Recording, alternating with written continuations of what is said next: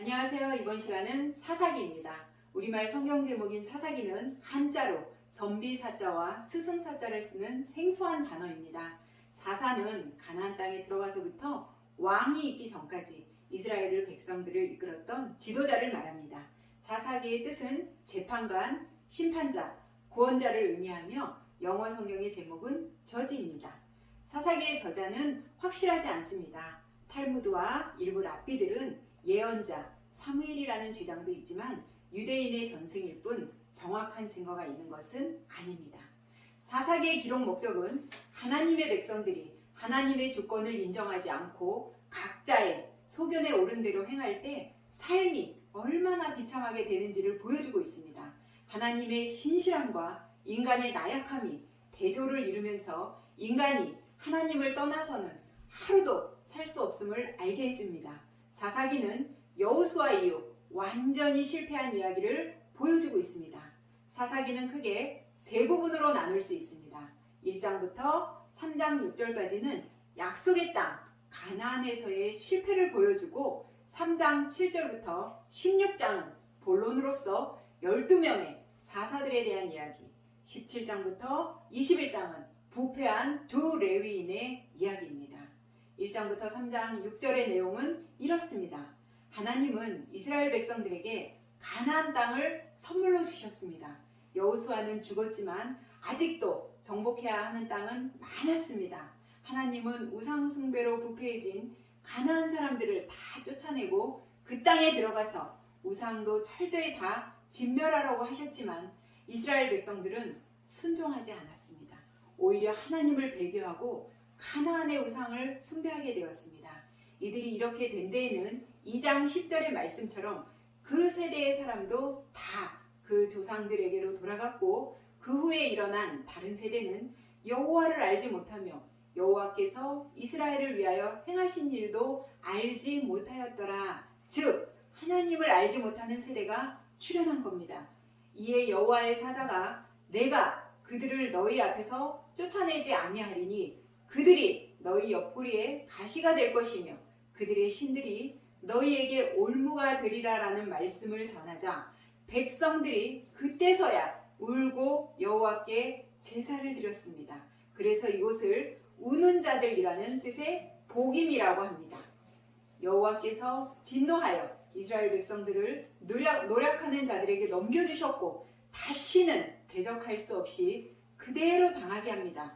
그러면 이스라엘 백성들이 압제와 고통으로 하나님께 통곡하고 부르짖습니다. 자비로우신 하나님께서 그들의 괴로움이 심함을 보시고 사사들을 세워 그들을 노략자의 손에서 구원해 주시고 다시 평안해지다가 사사가 죽으면 또다시 죄를 짓고 하는 일들이 매번 반복됨을 볼 수 있습니다. 이것이 사사기서의 패턴이라고 볼 수 있습니다. 시간이 흐를수록 이들의 죄악은 점점 더 상황이 나빠지기만 합니다.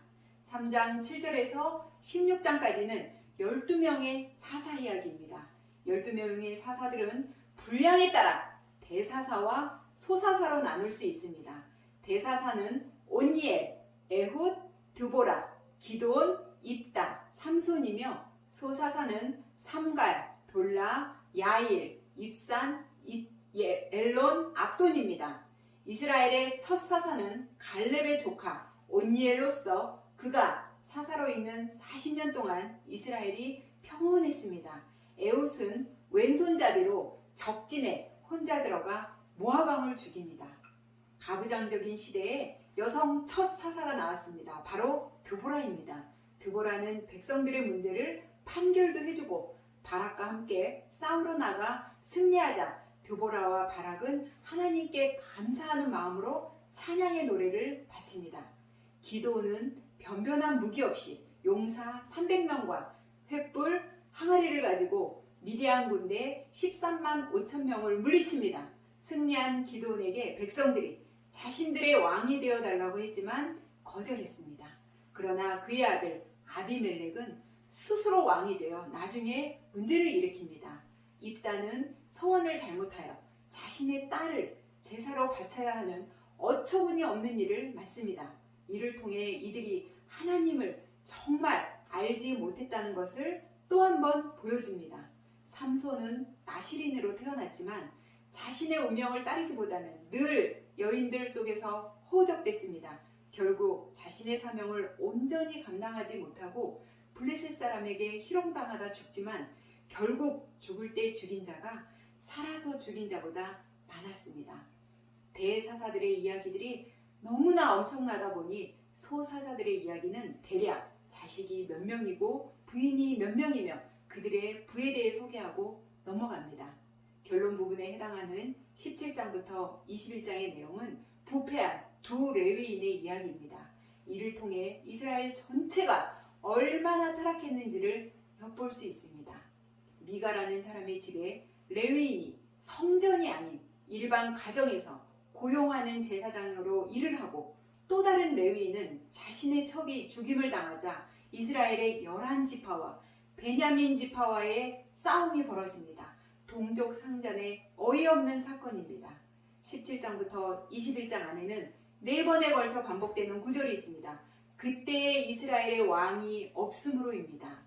분명히 하나님은 왕으로 계신데도 불구하고 이들은 하나님을 왕으로 섬기지 못하고 각자의 소견에 옳은 대로 살았습니다.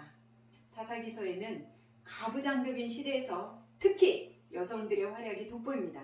첫 사사 드보라를 시작으로 또한 드보라가 바락과 함께 가나안과 싸울 때 가나안의 군대 장관 시스라를 죽인 사람 또한 야엘이라는 여성입니다. 갈렙의 딸 악사는 여성임에도 당당히 아버지에게 밭을 요구하는 모습도 보입니다. 여호수아가 모세오경을 성취한 후 12지파에게 골고루 땅을 분배하고 죽었지만 이스라엘 백성들은 하나님의 말씀에 순종하며 약속의 땅 가나안에서 잘 정착하고 살면 되는 것이었습니다. 그러나 영적인 지도자가 없자 이스라엘 백성들은 각자의 소견에 옳은 대로 살다가 타락하고 말았습니다. 어두운 사사시대에 등불이 꺼진 것처럼 보여지면서 사사기는 나가버립니다.